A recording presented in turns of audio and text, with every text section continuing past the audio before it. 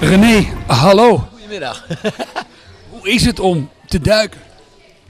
Hoe is het om te duiken? Nou, heel leuk om te doen. En vooral, dit is een heel leuk initiatief natuurlijk voor de Stichting Dolfijnentherapie. En dat vind ik zo'n goed doel.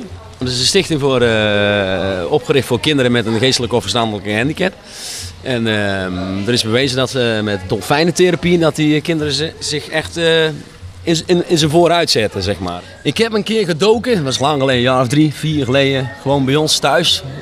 Vlak bij mij thuis er is een natuurwater. En dat was maar een metertje of 4, maar dat is de eerste keer dat ik gedoken had. Het is de tweede keer nou. Ik heb leren klaren, ik heb ook leren om onder water je duikbril af te zetten.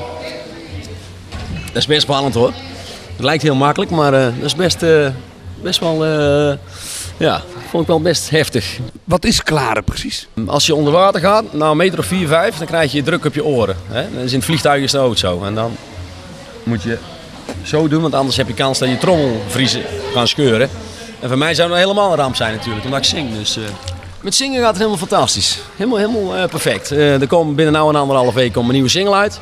Er komt een nieuw album aan wat ik af heb. Kortom, er staan omtrent René Schuurmans al wat dingen.